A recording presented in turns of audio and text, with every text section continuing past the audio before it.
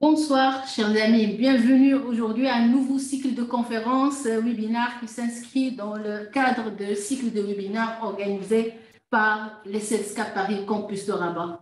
À la marge de notre MBA de Management des établissements de santé, aujourd'hui, j'ai le plaisir de partager l'écran avec la brillantissime Smahan Rachidi qui va nous parler d'un sujet très, très important à notre époque actuelle où les réseaux sociaux, l'Internet prend une part importante dans notre activité quotidienne. Comment la gérer et comment la gérer avec déontologie. On va partager le débat, moi et notre brillantissime invité. Je présente Madame Smahan Rachidi, un talent acquisition spécialiste, spécialiste de marketing des RH, classé top 20 des HR leaders en learning development par Shubal, conférencier Intermetrix et bien sûr très actif sur le plan associatif et bien sûr elle est talentueuse en tout ce qui concerne le marketing digital et l'utilisation à bon escient de réseaux sociaux. Avant de donner la parole à notre chère invitée aujourd'hui, je tiens à la saluer. Bonsoir, Madame Smahen. Bonsoir, docteur. Merci d'avoir accepté notre invitation aujourd'hui et nous sommes heureux de vous accueillir aujourd'hui et de vous présenter je dirais, les étudiants de l'ESS qui font actuellement un MBA et bien sûr notre public qui suit avec intérêt toutes les thématiques partagées dans l'activité et dans l'environnement de la santé. Avant de vous donner la parole, puisqu'on va parler aujourd'hui d'un sujet et d'un domaine qui est assez sensible, qui est le domaine de la gestion et le branding, c'est-à-dire la marque de soi, je tiens à rappeler quelques passages importants dans le code de déontologie médicale concernant ce point spécialement, puisqu'on va parler aujourd'hui de médecins, de professionnels de santé, du domaine de la santé en général. Donc, c'est important de rappeler que dit la loi sur ce domaine, surtout qu'il y a un amendement, bien une refonte du code de déontologie médicale qui a été publié dernièrement. C'est le décret 221-225 et relatif au code de déontologie de la profession médicale. Donc, le médecin, à l'occasion de sa participation à des campagnes de presse et médiatique visant la sensibilisation sanitaire, donc qui encadre même lorsque le médecin il cherche à faire de la sensibilisation, donc il y a des règles à respecter. Il doit respecter les règles, veiller à ce que les informations soient pertinentes, conformes aux données scientifiques actuelles, objectives, pertinentes, vérifiables, claires, non préjudiciables aux santé publique. C'est-à-dire qu'il doit vérifier son information avant de la partager et de s'abstenir de se vanter de son expertise, de ses exploits, ainsi que de toute déclaration à caractère publicitaire. C'est-à-dire, s'il expose les techniques, s'il expose les activités, ce sera à caractère scientifique plutôt qu'à caractère publicitaire. C'est-à-dire, sans mettre sa position et le soi comme publicité, surtout relative aux examens et les traitements en sa faveur, soit au profit de l'organisme. C'est-à-dire s'il travaille dans une clinique, que ce soit bénévole ou rémunéré, on ne doit pas se vanter pour faire une publicité à cette activité. Il doit pas trahir la confiance des professionnels de santé présentant comme efficace, c'est-à-dire même dans le partage des réseaux sociaux, il ne doit pas partager avec ses collègues des informations qu'il n'a pas préalablement vérifiées. Donc, d'où l'importance de vérifier l'information avant de partage. Désolée, je dois passer.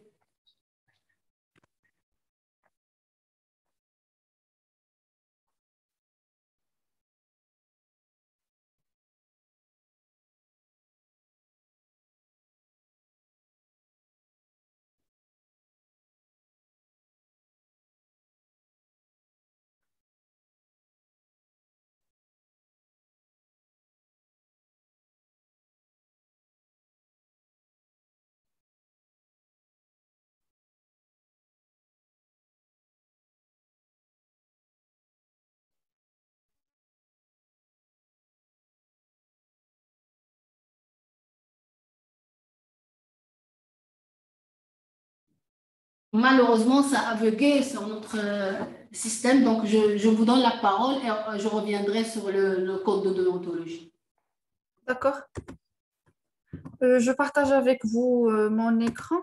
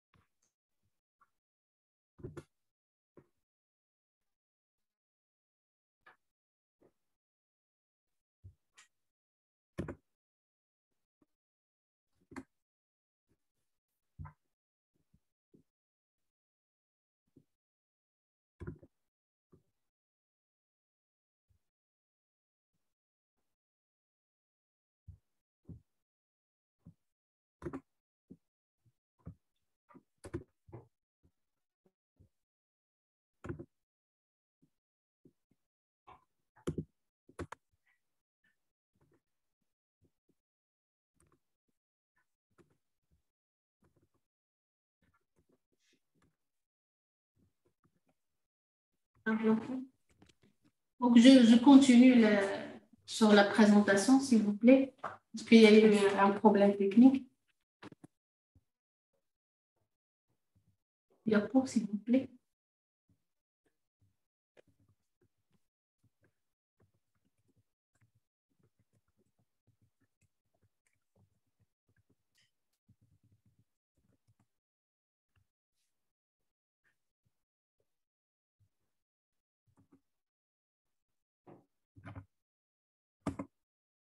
Les diapos. Prochaine diapo.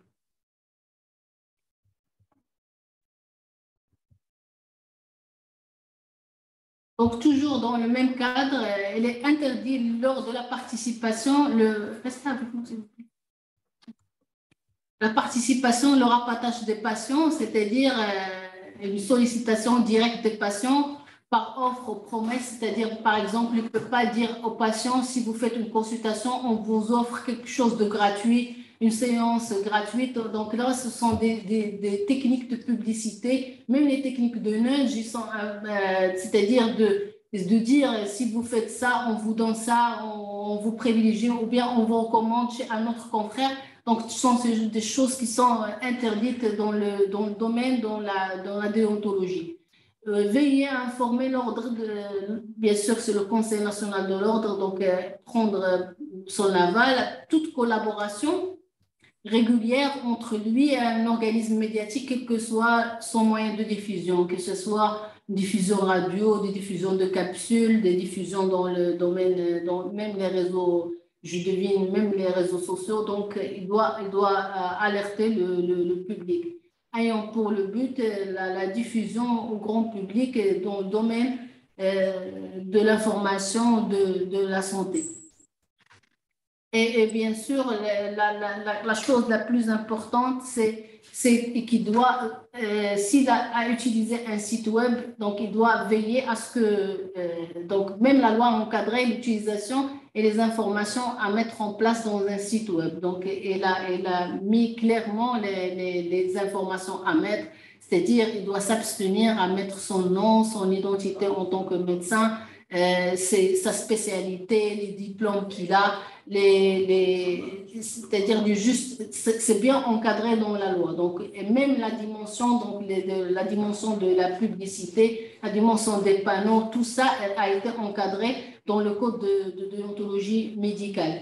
Même le partage entre collègues, donc lui et son collègue, on sait qu'actuellement, il y a le phénomène de réseaux sociaux, de système de réseautage pour des informations, pour le partage de l'information. On sait que l'information circule. Et d'ailleurs, au moment de la COVID, on avait constaté que aujourd'hui, l'information, elle est à l'étranger, elle est même en Asie, on la reçoit le jour même. Donc, et ce partage, donc parfois, on se contente à aller directement vers le partage sans vérifier quelles sont les origines de l'information. Donc, tout ça a été encadré dans le domaine du code de déontologie médicale. Donc, il faut bien vérifier l'information. Est-ce qu'elle est pertinente? Est-ce qu'il est vérifié? Est-ce qu'il y a des évidences? Est-ce que les choses sont claires?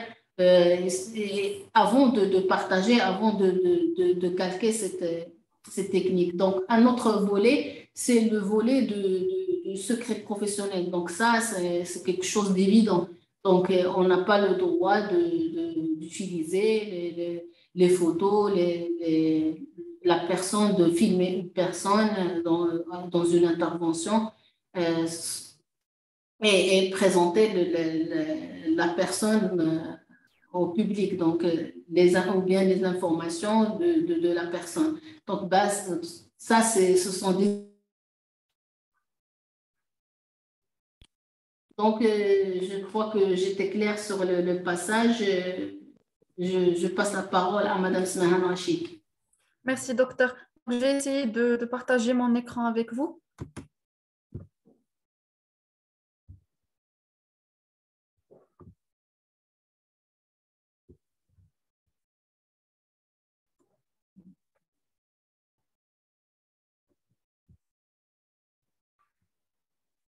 C'est bon?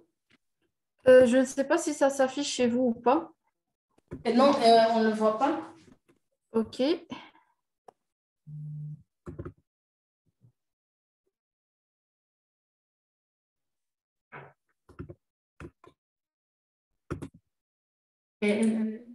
Madame Smahan, pardon.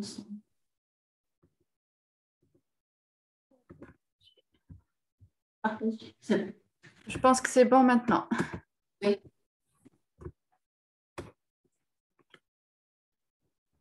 D'accord, donc pour commencer, que vous soyez en phase de recherche d'un nouveau job ou en train juste d'établir une stratégie de communication qui est plus cohérente, il est devenu très important et plutôt indispensable d'avoir une sorte de personal brand, surtout sur les réseaux sociaux, à savoir LinkedIn généralement. Donc, les actions à mettre en place vont découler directement de vos objectifs personnels, de vos objectifs professionnels, etc.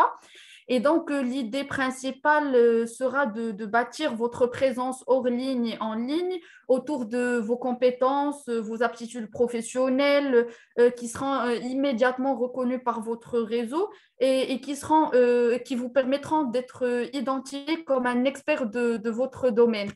Donc, dans un premier temps, il faut savoir que le personal branding, c'est une notion de marque personnelle qui est apparue pour la première fois en 1981. Et le personal branding ou le concept de marque personnelle, en fait, consiste à appliquer à une personne les techniques de communication qui sont employées généralement par les entreprises afin de démontrer leur différence, afin de mettre en place une image de marque qui va leur permettre de se différencier sur leur secteur d'activité ou sur un marché donné. Donc, why should we build a brand? Pourquoi on est censé avoir une marque personnelle? En fait, ça nous aide à définir pourquoi on cherche à se connecter avec les gens sur LinkedIn, par exemple. Ça va nous aider à augmenter notre audience sur les réseaux sociaux, peut-être à trouver un nouveau emploi, si jamais on est également en phase de reconversion professionnelle, etc. Donc, votre marque personnelle va être importante pour votre réussite professionnelle en général et va vous permettre de vous assurer que les gens qui vous voient sur LinkedIn, par exemple, vont vous apercevoir comme vous le souhaitez, plutôt que d'une manière qui est plus ou moins arbitraire et qui peut potentiellement être nuisible à votre présence en ligne et à votre marque personnelle en général. Donc, le personal branding va vous permettre de mettre en valeur vos capacités, vos loisirs, vos activités professionnelles et personnelles. Et de plus, cela va faire croire aux gens qu'ils vous connaissent mieux qu'ils ont une idée plus précise de ce que vous faites, de ce que vous êtes capable de leur offrir, que ce soit en entreprise ou sur un plan plus personnel. Et les gens auront beaucoup plus de confiance en quelqu'un qu'ils pensent connaître. C'est-à-dire que vous allez pouvoir les convaincre de détenir certaines compétences dont ils ont besoin, par exemple, même s'ils ne vous ont jamais rencontré en personne. Pour le personal branding, il y a un certain nombre de points clés à retenir. Le premier point clé, c'est je ne sais pas si vous arrivez à voir la slide ou pas, c'est que l'influence se construit sur la durée. C'est-à-dire qu'une stratégie de communication s'envisage sur le long terme. Il en est de même pour la présence en ligne. C'est une stratégie qu'on construit pour le long terme. Le deuxième point, c'est que l'influence est la capacité de créer des interactions, c'est-à-dire que le fait d'être présent sur Internet n'a pas d'intérêt si vous ne favorisez pas l'échange et le dialogue avec vos interlocuteurs sur les réseaux. Le troisième point clé du personal branding, c'est que être influent ne veut pas dire être hyperactif. C'est-à-dire qu'il est inutile d'inonder votre communauté ou bien vos followers de contenu parce que cela va pouvoir nuire par la suite à votre image sur le long terme. Le quatrième point, c'est qu'il faut cibler votre présence sur les réseaux. Il vaut mieux ne pas être présent sur un réseau social de façon occasionnelle ou de l'utiliser sans en respecter les codes, les règles d'art et les manières de faire les choses. Le cinquième point, c'est qu'il faut maintenir une veille sur sa présence en ligne, chose qui est très indispensable. Et donc, cela implique de mettre en place, par exemple, des alertes Google sur vos noms et prénoms afin de maîtriser votre présence et afin également d'éviter les mauvaises surprises. Comme ça, vous aurez un contrôle total sur ce qui est partagé, etc., en votre nom. Le dernier point clé, c'est qu'il faut réfléchir aux conséquences éventuelles à chaque fois que vous souhaitez poster quelque chose sur vos réseaux sociaux personnels ou professionnels. Chaque message que vous allez partager, chaque post que vous allez rédiger doit contenir en fait des informations réelles, des informations vraies, correctes. S'il y a par exemple des statistiques ou des données chiffrées ou numériques, il faut que ça soit basé sur des études scientifiques, par exemple, que ce soit des résultats d'études qui ont été faites par des experts en la matière, etc. Et donc, il ne faut pas partager n'importe quoi, surtout quand c'est des trucs qui sont scientifiques, etc. Donc, le marketing de soi, comme je vous ai dit, peut être défini comme le fait de se vendre soi-même. Donc, quand on va établir cette stratégie de communication ou cette stratégie marketing de création d'une marque personnelle, le but ultime est en fait de se vendre soi-même. Pour être un bon professionnel, il ne suffit plus, il faut le savoir. Il faut être convaincu que vous n'êtes pas seulement un bon professionnel sur papier, mais il va falloir vous vendre et le prouver en communiquant sur vous-même, sur vos activités, vos atouts, vos compétences professionnelles et personnelles. Et aujourd'hui, il est devenu très essentiel pour toute personne souhaitant réaliser son projet professionnel et atteindre ses objectifs de carrière, etc., d'être reconnu dans une activité ou développer sa notoriété. Donc, par exemple, moi, étant RH, aujourd'hui, je travaille ma marque personnelle sur LinkedIn pour être reconnue dans tout ce qui est RH, tout ce qui est développement RH, e-learning, formation, etc. Et donc, tout le contenu que je partage, toute la stratégie de communication que j'ai adoptée, elle tourne autour de ça. Elle tourne autour de mon activité en tant que spécialiste RH, en tant que spécialiste en marketing et marque employeur. Et donc, c'est comme ça que j'essaie de développer ma notoriété, que ce soit dans le secteur bancaire, puisque je travaille actuellement dans une banque, ou dans tous les autres secteurs d'activité, donc dans mon domaine d'activité en tant que RH généraliste. Pour construire sa marque personnelle, il faut savoir faire un bilan personnel, savoir quels sont mes savoirs, mes savoir-faire et mes savoir-être. Donc, pour mes savoirs, en fait, au cours de nos parcours scolaires et académiques, nous apprenons tout ce qui est savoir et savoir-faire. Et pour le savoir-être, il est valorisé et permet de nous distinguer face à un recruteur ou face à un client ou une entreprise que l'on souhaite séduire. Et donc, c'est ce point qu'il faut développer parce que, en fait, par exemple, si on est trois personnes et que nous avons eu le même parcours académique ou le même parcours universitaire, c'est-à-dire que nous avons développé les mêmes savoirs et savoir-faire, à savoir les compétences métiers et les compétences techniques relatives à ce métier. Mais par contre, ce qui va faire la différence entre nous trois, par exemple, ça va être notre savoir-être, nos soft skills, nos compétences managériales, notre esprit de créativité, notre leadership, etc. Donc, le savoir-être définit en fait nos qualités humaines comme professionnelles et il exprime en fait notre identité personnelle, notre personnalité, etc. Donc, une fois que vous êtes conscient de votre savoir-être, de vos qualités humaines, etc., vous devez le savoir-faire à votre entourage, à votre réseau personnel et professionnel. Et donc, comment on va faire ça? C'est en communiquant sur nous-mêmes. En fait, sur LinkedIn, il y a si on peut se permettre d'appeler ça comme ça, il y a une certaine mode ou une certaine trend, c'est que les gens se basent trop sur les diplômes, etc.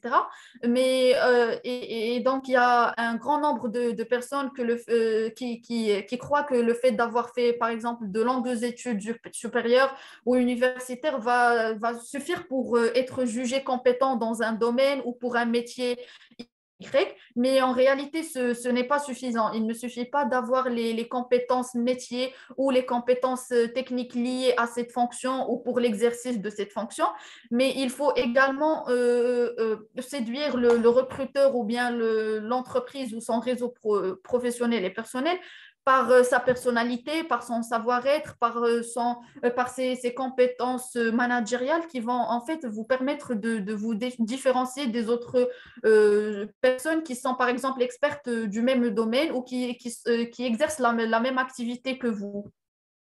Donc, en gros, les compétences, les composantes pardon, d'une marque personnelle sont en nombre de 5. Donc, la première composante est vos compétences, à savoir les compétences métiers et managériales. Vos résultats professionnels. Quand on parle de résultats professionnels, ce sont toutes vos réussites pendant votre expérience professionnelle, pendant vos stages, pendant les emplois que vous avez eus, pendant votre emploi actuel, en tant que collaborateur dans une entreprise ou en tant que personne ayant sa propre entreprise. Le troisième élément, c'est votre réseau de relations. Donc, que ce soit vos relations personnelles, les membres de votre famille, vos amis, les lauréats du même parcours académique que vous, de la même école, etc. Ou votre réseau professionnel que vous allez construire soit sur LinkedIn ou à travers les événements auxquels vous participez, à travers, par exemple, vos activités sociales, aux événements caritatifs auxquels vous pouvez participer, etc. Le quatrième élément, c'est vos publications. Dans un premier temps, il peut s'agir des publications par exemple, de livres, de vos publications d'articles scientifiques sur les revues scientifiques, sur les journaux, etc. Ou juste de vos publications et du contenu que vous créez sur votre réseau social LinkedIn, par exemple. Et le dernier élément, c'est votre image professionnelle. Donc, ces 5 éléments sont les 5 points de contact sur lesquels, qui vont vous permettre d'être perçu comme vous voulez que vous soyez perçu auprès de votre réseau personnel et professionnel. Et ce sont eux exactement qui définissent votre marque personnelle et qui seront les piliers de votre personal branding. Donc, pour les compétences, elle dépend de la formation que vous avez suivie, de votre parcours académique, de ce que vous faites au quotidien, de votre apprentissage en continu. Et vous pouvez donc être reconnu en tant que médecin, en tant qu'ingénieur, en tant que développeur informatique, etc. Donc, vos compétences viennent vous définir elles seront le premier axe pour lequel vous allez être perçu comme expert de votre domaine ou comme personne expérimentée dans l'exercice d'une activité professionnelle dans un domaine donné. Donc, vos compétences vont jouer un rôle crucial dans la construction de votre personal brand. Et c'est en connaissant vos compétences que votre audience pourra vous placer dans une certaine case. Soit vous êtes par exemple expert, soit vous êtes par exemple encore junior dans l'exercice de votre activité professionnelle, etc. Le deuxième point, c'est pour les résultats professionnels. Donc, pour améliorer votre personal branding en passant par ce deuxième axe, il est de votre responsabilité de toujours chercher à améliorer vos résultats, à délivrer un travail de qualité irréprochable. Et donc, par la suite, vous allez pouvoir communiquer sur vos réussites professionnelles, sur les projets professionnels sur lesquels vous travaillez en entreprise, peut-être des projets professionnels sur lesquels vous travaillez en collaboration avec d'autres personnes de votre réseau professionnel, etc. Le troisième élément, comme on a dit auparavant, c'est votre réseau professionnel. Et donc, pour renforcer votre personal branding, vous aurez plus de chances de faire ça si vous fréquentez des individus qui eux-mêmes disposent d'une marque personnelle forte. Non seulement vous allez pouvoir donc apprendre leur méthodologie de travail, comment ils sont arrivés là, comment ils ont pu eux-mêmes construire un réseau professionnel de bonne qualité, comment eux-mêmes ils ont pu avoir un environnement influent et comment ils sont pu en arriver là. Et par la même occasion, vous allez peut-être pouvoir solliciter leur aide pour pouvoir développer votre propre stratégie de personal branding. Et donc, le fait de développer votre réseau professionnel vous aidera à vous faire connaître vous-même dans un domaine donné. Pour les publications, sur les réseaux sociaux ou comme on a dit, sur les revues, journaux, etc. En fait, cela peut passer de publications d'articles scientifiques au fait de poster des vidéos ou des posts sur LinkedIn, Instagram, etc., quel que soit le réseau social que vous privilégiez. Et donc, dans tous les cas, vos posts et votre présence en ligne vont constituer une partie très importante de votre personal branding. Et donc, les personnes avec qui vous cherchez à travailler auront comme premier réflexe de taper votre nom sur la barre recherche Google. Et du coup, les résultats qui sortiront impacteront directement la perception que cette personne qui vous a recherché aura de vous. Donc, pour améliorer cette perception, il faut vous assurer que les résultats Google qui vous concernent soient des publications de bonne qualité. Le dernier point était votre image professionnelle et donc vos compétences, votre envie d'apprendre, vos résultats professionnels et tous les éléments dont on a parlé s'additionneront pour constituer une image qui sera perçue par le public. Et c'est cette image que vous allez chercher à promouvoir pour construire votre personal brand. Donc, le marketing de soi, en fait, va vous permettre avant tout d'avoir confiance en vous parce que, en fait, le marketing de soi est intimement lié au développement personnel et au leadership. Et donc, pour pratiquer tout ce qui est stratégie de marketing de soi et tout ce qui est mise en place d'une personal brand, il faut être convaincu d'avoir de la valeur et de vous connaître très bien avant de pouvoir convaincre les gens des compétences que vous détenez et de votre valeur. Donc, vous devez savoir clairement identifier ce que vous êtes en mesure de faire pour la personne en face de vous. Quels sont les apports positifs que vous pouvez lui apporter, ce que vous pouvez offrir à l'entreprise, par exemple, que vous souhaitez intégrer si vous êtes à la recherche d'un nouveau emploi. Et même si le but principal du marketing est de se vendre, il vaut mieux toujours reformuler les attentes de l'employeur ou de la personne en face plutôt que les vôtres. Donc, on va chercher à garder les mêmes attentes personnelles. Pour construire son personal branding, en fait, il y a trois grandes étapes majeures. Donc, la première étape est le fait de définir son identité.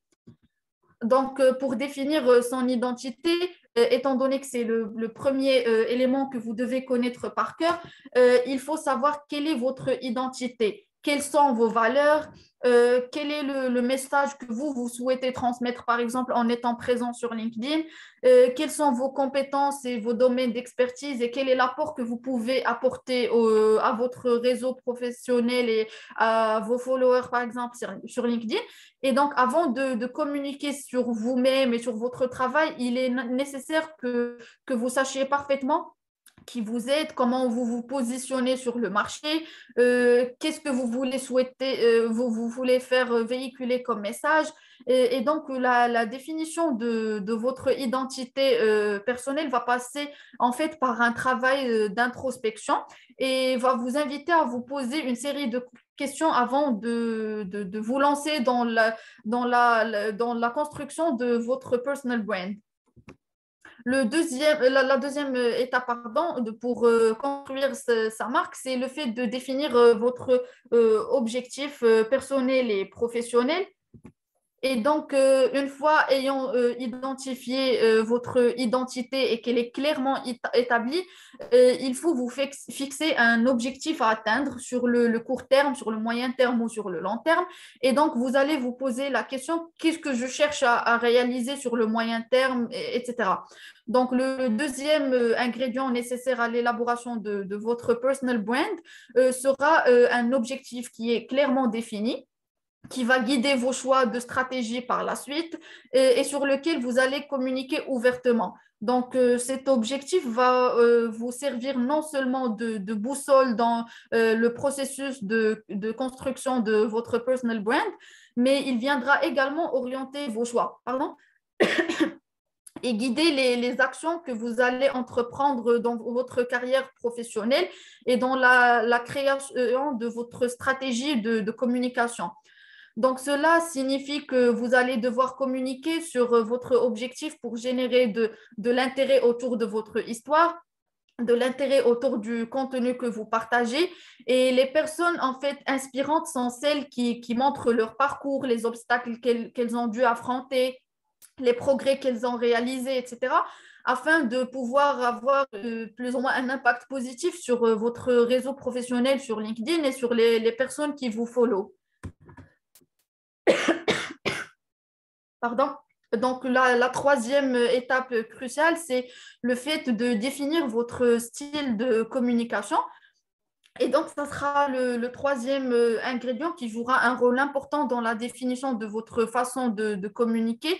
Et donc, pour cette dernière étape, il va falloir avoir un style visuel, un rythme de publication de contenu sur LinkedIn et il va falloir à chaque fois analyser vos interactions avec les gens qui vous suivent.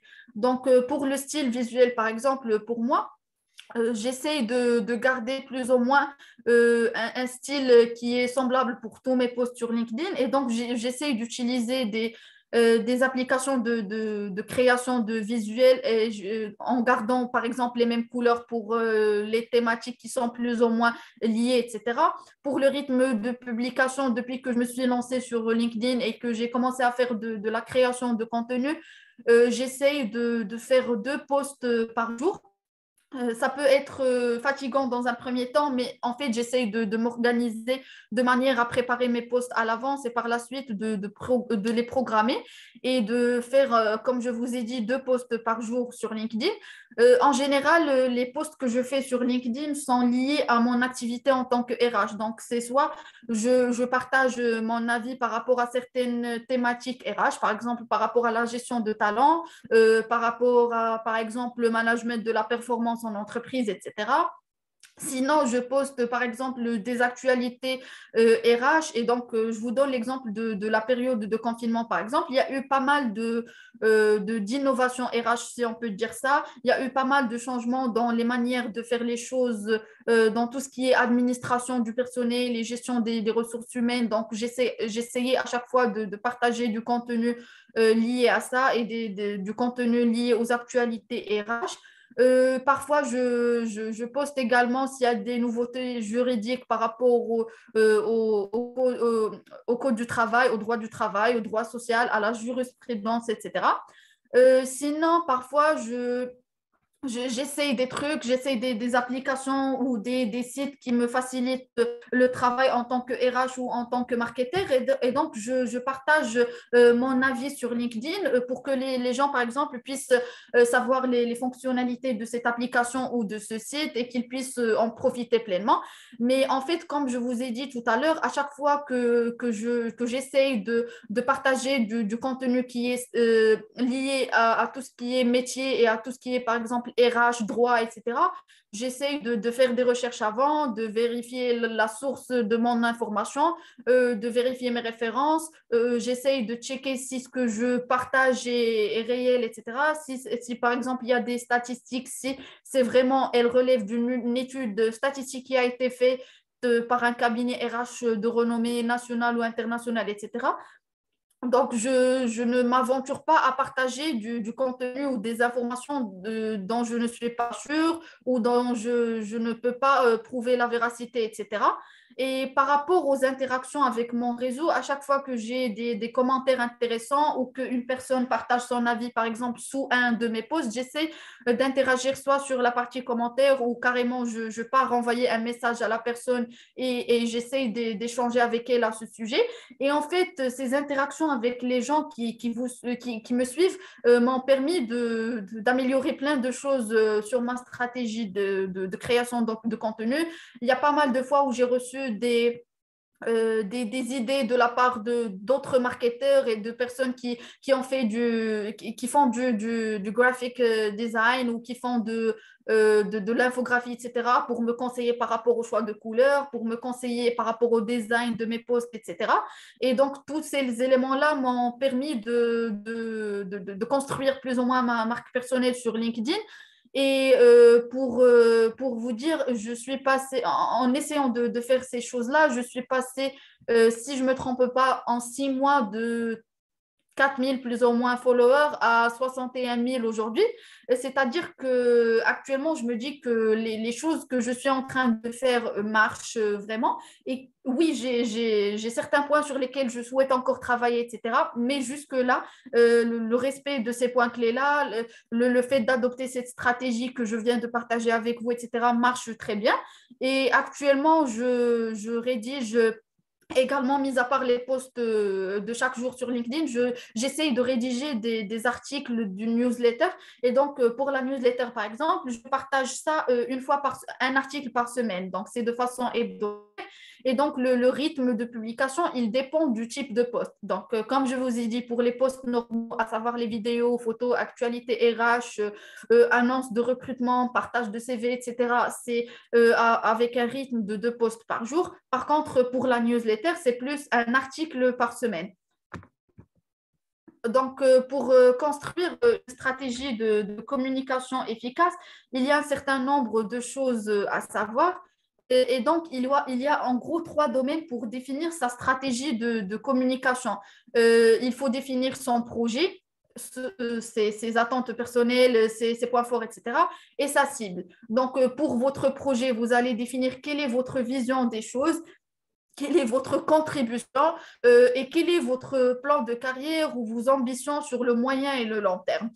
Pour la partie soi, il faut savoir définir quels sont mes points forts, les choses que j'ai acquis pendant mon expérience professionnelle ou pendant mon parcours académique, quels sont mes savoir-faire et mes domaines d'expertise et les choses sur lesquelles je peux intervenir en entreprise ou sur un plan plus personnel, quelles sont mes qualités relationnelles, quelles sont les choses que je peux apporter et qui vont faire que je pourrais me différencier par rapport à d'autres personnes, par exemple, qui sont expertes du même domaine.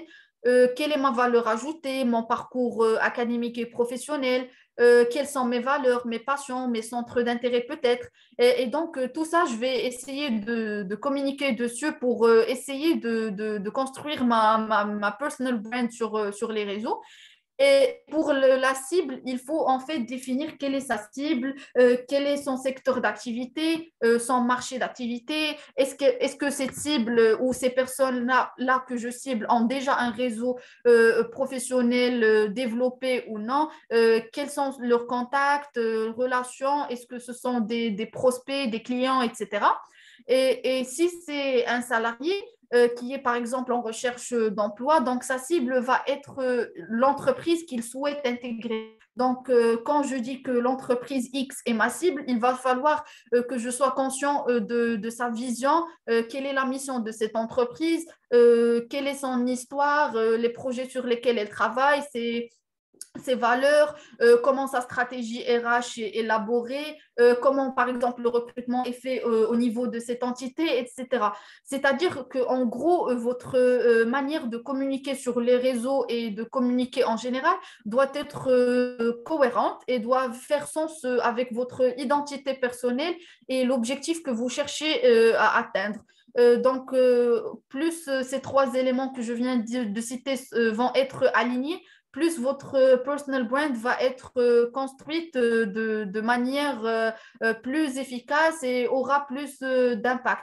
Donc, en fait, quand on cherche à, par exemple, trouver un nouveau emploi ou à juste développer votre réseau professionnel, il y a un certain nombre d'éléments, d'outils du personal branding qu'on peut utiliser.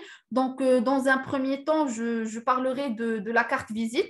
Et donc, c'est un élément par excellence de communication professionnelle qui va rester classique et sur lequel vous pouvez innover. Donc, vous pouvez mettre sur votre, par exemple, sur votre carte visite, votre photo ou même votre lot, sortir du lot et vous démarquer par rapport aux autres personnes du même secteur d'activité ou du même domaine d'expertise. Si vous voulez également être à la pointe de la technologie, vous pouvez également opter pour des cartes visites digitales ou des cartes visite avec des codes QR qui peuvent être scannés par les personnes auxquelles vous allez la remettre. Le deuxième élément, c'est votre CV ou lettre de motivation et également vos références. Donc, c'est un élément très indispensable pour toutes les personnes qui sont en recherche d'emploi ou en reconversion professionnelle. Et donc, il est indispensable à chaque fois d'adapter les documents que vous envoyez aux entreprises, à savoir le CV et la lettre de motivation. À chaque fois, votre marque personnelle va être mise en exergue et donc vous allez devoir adapter votre CV au poste pour lequel, par exemple, vous postulez, à votre parcours professionnel, à l'entreprise pour laquelle vous envoyez votre candidature, etc. Donc, pour les outils digitaux de personal branding, le premier outil sera votre profil LinkedIn que vous pouvez optimiser et qui est très incontournable pour la construction de votre personal brand. Le deuxième élément peut être également un profil Facebook ou un compte Twitter. Ça va dépendre de votre domaine d'expertise et du secteur d'activité dans lequel vous souhaitez opérer. Et donc, avant de finir, je souhaite vous montrer certains éléments sur LinkedIn que vous pouvez facilement remplir ou rajouter et qui vont vous permettre d'avoir un compte LinkedIn optimisé et qui vont vous faciliter la tâche euh, pour être présent sur les réseaux sociaux et pour construire votre personal brand. Donc, je vais essayer de partager avec vous mon profil LinkedIn.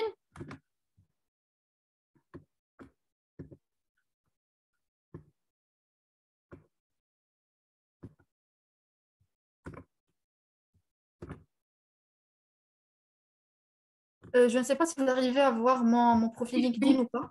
Oui, on arrive à le voir. D'accord. Donc, dans un premier temps, on a ici, comme je vais sélectionner pour que ça soit visible, c'est le titre LinkedIn. En fait, mis à part votre nom et prénom, la première chose qui saute aux yeux quand on accède à votre profil, c'est votre titre. Donc, moi ici, j'ai essayé de mettre sur mon titre LinkedIn des choses qui vont attirer l'attention de la personne consulte mon profil, des choses qui vont également faire la différence entre moi et toutes les personnes, par exemple RH ou spécialistes du même domaine de moi. Donc, j'ai mis Top 20 HR Leaders in Learning and Development Influencer. Donc, ça, c'était une classification qui a été faite par Xobin. Et du coup, puisque j'ai été la seule Marocaine à être classée sur la liste des HR Leaders classés par Xobin, donc ça va me permettre de me différencier en tant que RH et en tant que spécialiste de Learning and Development. Donc, j'ai essayé de mettre ça sur mon titre LinkedIn pour mettre en valeur mon expérience professionnelle et pour attirer l'attention sur l'un des domaines d'intervention, d'expertise qui m'appartiennent et l'un des domaines sur lesquels je peux intervenir, à savoir tout ce qui est e-learning et développement de compétences, etc. Et j'ai également mentionné que je suis certifiée Innermetrics. En fait, Innermetrics, c'est un outil psychométrique c'est une sorte de test psychométrique de personnalité et donc il est généralement utilisé dans les process de recrutement pour évaluer la personnalité, les compétences métiers, les soft skills, etc. d'un candidat. Et en fait, ce n'est pas une certification que tous les recruteurs détiennent. Et donc, ça va également me permettre de me différencier et de me distinguer des autres recruteurs sur le marché et des autres chasseurs de tête. Donc, par la suite, sur le titre aussi, j'ai également mis un lien ce cliquable que vous voyez ici. Donc, si vous cliquez sur Contactez-moi, ça va vous renvoyer directement à un calendrier sur l'application ou le site web Calendly. Et donc, en accédant à cette page Calendly, vous avez mon calendrier qui s'affiche. Et donc, vous pouvez booker une réunion Google Meet de 30 minutes avec moi pour, par exemple, une consultation RH, pour une demande d'avis par rapport à l'un de mes domaines d'intervention, etc. Par la suite, le deuxième élément que vous pouvez rajouter sur votre profil LinkedIn et vous permettra de l'optimiser en fait, c'est le résumé. En fait, là, pour le résumé, vous avez une partie qui est un peu plus longue pour vous exprimer sur ce que vous pouvez offrir, sur votre offre de valeur, etc. Et donc là, moi, j'ai choisi de parler de mes formations. Donc, j'ai déjà un master en management des RH et donc je mentionne ça. Et je mentionne également que je fais un deuxième master en web marketing et stratégie digitale. Donc là, déjà, juste en lisant mon résumé sur LinkedIn, vous avez une idée plus ou moins sur mon parcours académique. Ce n'est pas une idée très détaillée puisque vous aurez le détail un peu plus bas sur mon profil, mais là, au moins, vous avez une idée sur les diplômes que je détiens et qui vont en corrélation avec ce que je fais actuellement en tant que professionnel en entreprise. Par exemple, par la suite, pardon, j'ai essayé de citer quels sont les domaines sur lesquels je peux intervenir. Et donc là, je parle d'administration du personnel. Donc, vous pouvez me solliciter sur tout ce qui est administratif et gestion administrative des RH, tout ce qui est gestion administrative de l'embauche, des départs, gestion du temps de travail, gestion des absences, des maladies, etc. Tout ce qui est en relation avec l'application du Code du travail et du droit de travail marocain. J'ai également cité tout ce qui est management RH, développement RH, à savoir le recrutement, formation, e-learning, etc. Et j'ai reprécisé en fait le fait que je sois certifiée Innermetrics parce que sur le titre, puisque je ne peux pas tout mettre en détail, donc j'ai juste mis certifié Innermetrics. Et là, j'explique aux gens qui ont lu ça et qui n'ont peut-être pas compris ce que cela voulait dire ou bien comment cela peut être une différence entre moi et un autre recruteur. J'essaie ici d'expliquer brièvement que c'est un concept en fait, comme je vous ai dit, d'évaluation psychométrique qui va me permettre moi en tant que recruteur et demain, si je suis dans un cabinet de recrutement, qui va nous permettre de mesurer le comportement, les motivations, les aptitudes intrinsèques et la flexibilité, que ce soit des étudiants encore en parcours universitaire ou des collaborateurs qui sont déjà en entreprise ou encore pour des candidats qui seront futurs salariés au niveau de l'entreprise. Donc là, j'ai essayé également de citer certaines de mes soft skills. Comme on a dit tout à l'heure, on peut avoir le même parcours académique, mais ce qui va faire la différence entre deux personnes, ce sera tout ce qui est compétences managériales, tout ce qui est soft skills, etc. Donc là, oui, je dis, en fait, on a tendance quand on parle de soi, de juste citer les qualités comme ça. Donc, je vous dis quels sont vos points forts, par exemple, en entretien, et vous me répondez, je suis déterminée, enthousiaste et dynamique. Oui, je connais ces qualités, mais comment vous êtes déterminé, etc. Donc là, ici, moi, j'essaie d'expliquer ça. Quand je dis je suis déterminée, j'explique que cela veut dire que je m'implique totalement dans les tâches et les missions qui me sont confiées.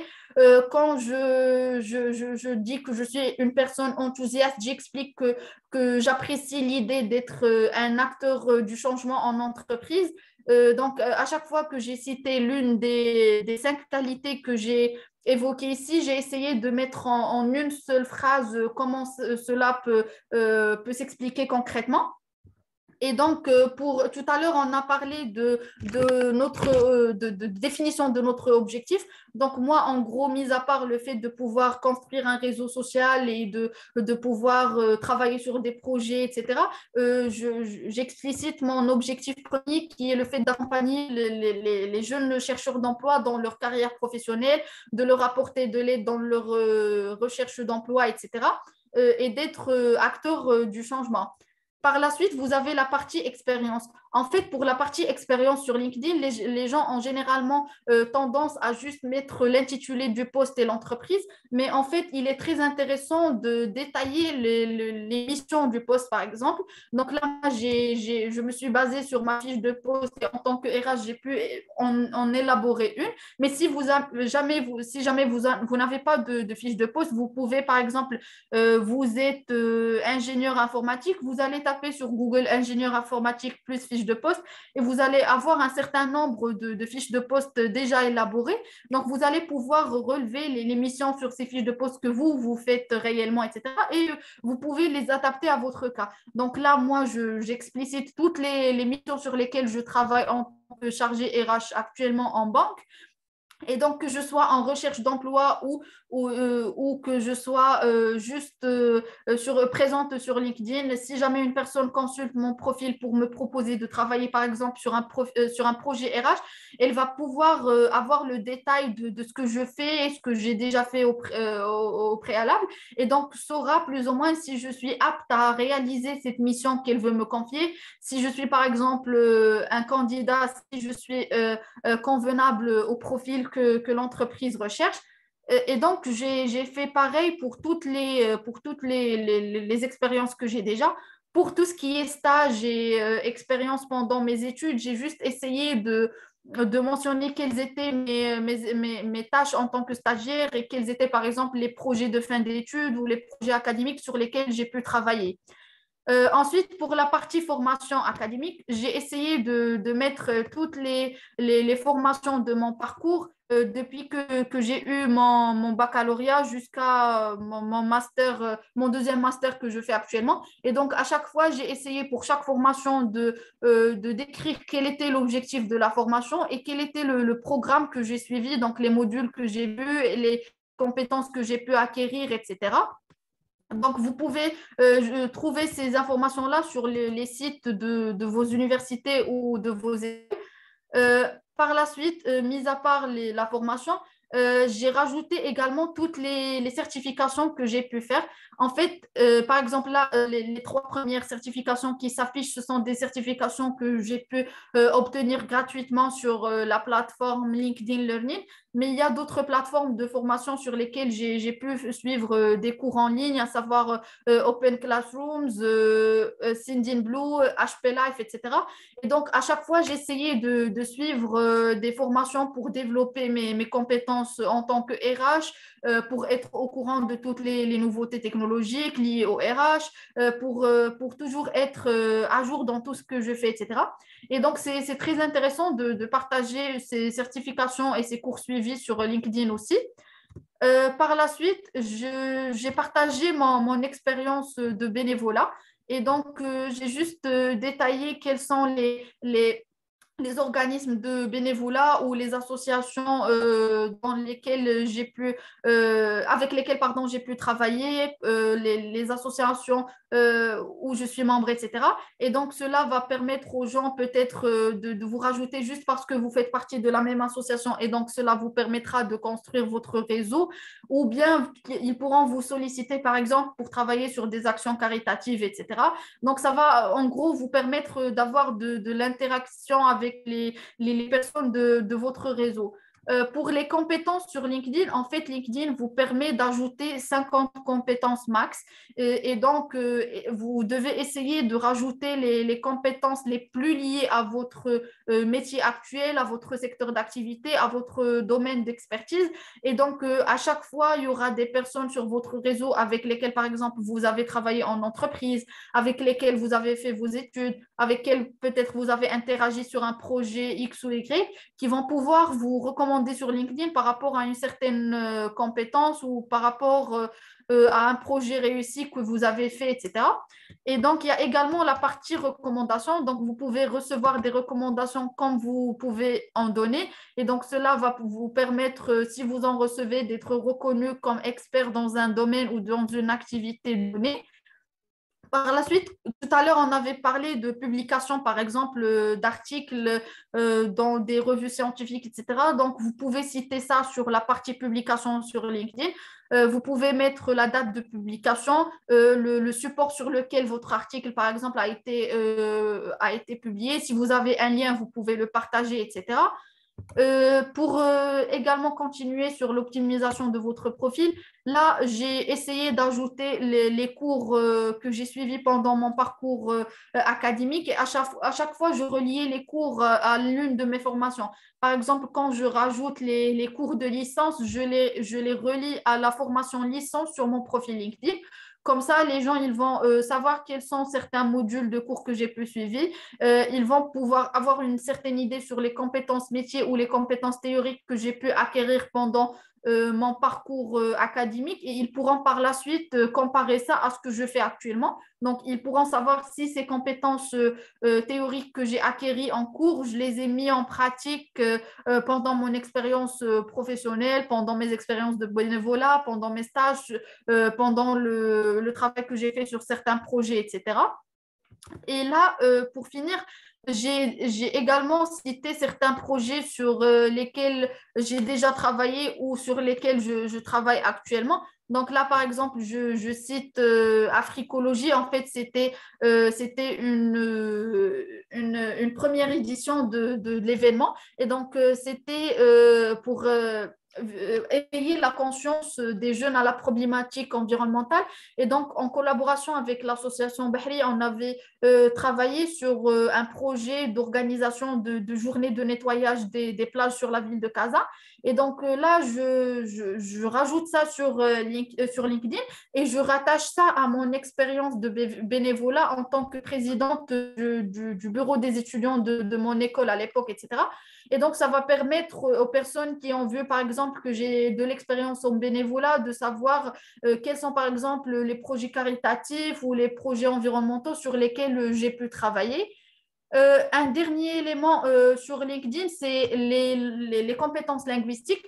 C'est pareil à votre CV classique. Vous pouvez ici citer toutes les langues que vous maîtrisez en précisant votre niveau de maîtrise, etc. Et donc, en ayant rempli tous ces éléments sur votre profil LinkedIn, vous allez pouvoir l'optimiser, vous allez pouvoir développer une marque professionnelle, une marque personnelle, pardon, qui est basée sur votre identité personnelle. Donc, en accédant à votre compte LinkedIn, je vais avoir une idée sur tous les éléments dont on a parlé tout à l'heure, sur votre parcours académique, sur votre identité, sur vos objectifs, sur ce que vous voulez faire par la suite, quel est l'apport professionnel ou personnel que vous pouvez avoir, par exemple, sur un truc que je souhaite vous confier, etc. Et donc, en gros, pour résumer, oui, je vais optimiser mon profil LinkedIn, etc. Mais il est très important, comme on a dit tout à l'heure, d'avoir une stratégie de communication claire et bien définie, d'avoir une stratégie, par exemple, de partage de contenu qui est préétablie, etc., et qui est basée sur tous les piliers qu'on a cités. Donc, en gros, il faut également maîtriser sa présence sur les réseaux. Donc, on ne poste pas n'importe quoi sur LinkedIn ou sur Facebook. Il faut également poster, par exemple, des photos professionnelles, des informations qui sont vraies, des trucs que l'on a vérifiés avant de poster, etc. Et donc, en gros, c'est ça. Je ne sais pas si vous avez des questions. Puis, on passe à l'étape de questions. Merci beaucoup, Madame Smahan. C'était une présentation assez pertinente. On a appris beaucoup de choses. Il y a un spectateur anonyme qui a posé une question. Merci pour cette présentation intéressante. Au Maroc, pour agrandir son réseau sur LinkedIn, malheureusement, il faut juste lancer des postes d'offres d'emploi, mais même des fausses offres. En fait, oui, il y a certaines personnes qui postent des offres d'emploi qui sont banales. En fait, il y a certaines pages sur LinkedIn d'offres d'emploi qui sont spécialisées dans ça. En fait, ils postent des offres d'emploi en nom de certaines entreprises juste pour essayer de construire une base de données de CV ou de candidature. Mais en fait, ce n'est pas le seul moyen de construire son réseau. En fait, pour construire votre réseau LinkedIn, vous pouvez vous baser sur une stratégie de création de contenu comme j'ai fait. Moi, il est rare où j'ai posté des offres d'emploi. En fait, je ne vais pas nier le fait que j'en ai posté, mais en fait, c'était des vraies offres d'emploi. Ces offres-là, soit je les recevais de la part de RH d'autres entreprises ou d'amis qui ont fait leurs études avec moi et qui sont aujourd'hui des RH et qui sont par exemple à la recherche de certains profils, donc je les aide à poster, etc. Mais en fait, ce n'est pas le seul moyen. Pour développer votre réseau, vous pouvez dans un premier temps ajouter les personnes qui ont fait la même école que vous, peut-être les lauréats d'autres promotions de votre école. Vous pouvez ajouter des personnes qui ont le même domaine d'expertise. Par exemple, moi, je vais ajouter des personnes qui sont dans les RH, dans le marketing, dans tout ce qui est administration du personnel, etc. Ou encore, vous pouvez ajouter des personnes du même secteur d'activité. Donc, moi, je suis RH dans le secteur bancaire et j'ai un grand nombre de personnes sur mon réseau LinkedIn qui font partie du secteur bancaire, que ce soit d'autres banques ou de la même banque que moi. Donc, en fait, vous pouvez opter pour ça, pour ajouter des gens, etc. Ou vous pouvez juste vous baser sur une stratégie de création de contenu dans un premier temps. Alors, il y a des commentaires. Il y a M. Mustapha qui demande s'il vous plaît, est-ce qu'il y aura un replay? Oui, c'est sûr, il y aura un replay. Restez juste penché sur la page, le site de l'SSK. Madame Joab Lekab, notre cher professeur, merci beaucoup. Un grand merci en retour. Et il y a M. Moussa Koné qui pose la question, c'est par rapport au thème. Le thème, c'est comment développer notre personnel branding et l'image de soi, bien sûr, sur les réseaux sociaux, comment bien les optimiser. D'ailleurs, Madame Smaha Rachidi a bien détaillé des astuces à suivre. Il y a M. Youssef qui pose une question, s'il vous plaît. Je n'ai pas bien saisi la liaison entre la première page du diapo et du contenu présenté. Donc, M.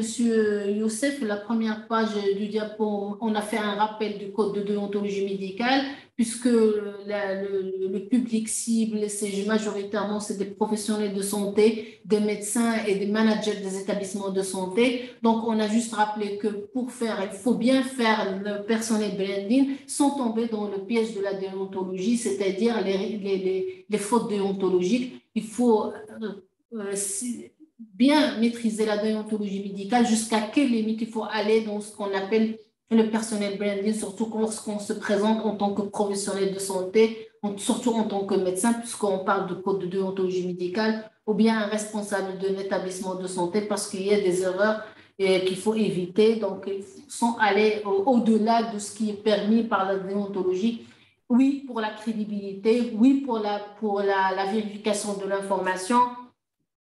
Et surtout, les gens qui ont un établissement de santé, il ne faut pas déléguer surtout la tâche de la gestion du réseau ou bien du site web. Il faut bien surtout, si on a à poster des informations ou bien des présentations, il faut bien filtrer l'information avant donc le directeur, à mon avis, le directeur médical, il doit s'assurer il doit valider le contenu avant de le partager parce qu'il risque de tomber dans des erreurs déontologiques. Et une règle en or, c'est comme a dit Madame Smahan, trop de communication tue la communication. Il faut bien savoir maîtriser la communication, le flux de la communication, il faut bien le maîtriser. Il faut bien maîtriser le contenu et le contrôle surtout de ce qu'on partage, de l'information, de la limite, de la confidentialité. Donc, il y a beaucoup de choses qu'il faut encadrer, il faut gérer en amont avant de publier. C'est bien de faire de faire le branding, mais il faut faire le branding qui est vraiment éthique. Monsieur Youssef réagit, d'accord, merci infiniment, un grand salut pour vous également. S'il n'y a pas de questions, il y avait Madame Meriem, je ne sais pas, est-ce qu'elle a déjà posé sa question ou bien c'est peut la poser tout de suite. Merci Moustapha Diaby, merci beaucoup pour votre commentaire, merci beaucoup pour vos réactions. Je passe la parole à Mme Smahin s'il a des choses à ajouter par rapport à ce qui a été dit, par rapport aux questions, aux commentaires. En fait, je voulais juste vous remercier, docteur, de m'avoir permis de partager tout cela avec les gens qui ont assisté au webinaire. Et je voulais juste rajouter un dernier point, c'est que vous pouvez m'envoyer des messages sur LinkedIn si jamais vous avez d'autres questions par rapport à la construction de votre personal brand, si vous avez des soucis par rapport à l'optimisation de vos profils LinkedIn, etc. Je serais ravie de pouvoir vous aider. Merci beaucoup. On sait très bien que vous êtes très, très motivé, vous êtes très dynamique en matière de partage, vous accompagnez les jeunes et moi, personnellement, j'admire cette qualité en vous. Comme j'ai beaucoup admiré votre présentation, je tiens au nom de tous les participants et de futurs participants, puisqu'il y aura un replay, un partage. Donc, je vous remercie, je vous salue pour tout ce que vous faites. Merci beaucoup. Notre webinaire arrive à sa fin.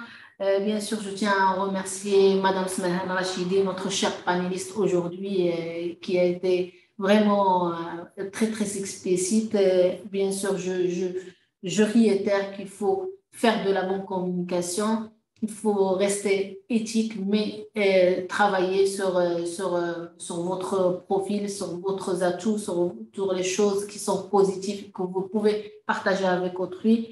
Merci, je tiens à remercier l'ensemble des participants je vous donne rendez-vous, je vais répondre d'ailleurs à M. Moussa, je vous donne rendez-vous cette fois-ci en 2 mois, juste après les vacances, pour un nouveau webinaire, une nouvelle thématique, avec toujours les CESCA Paris Campus de Rabat. Et très bonne soirée.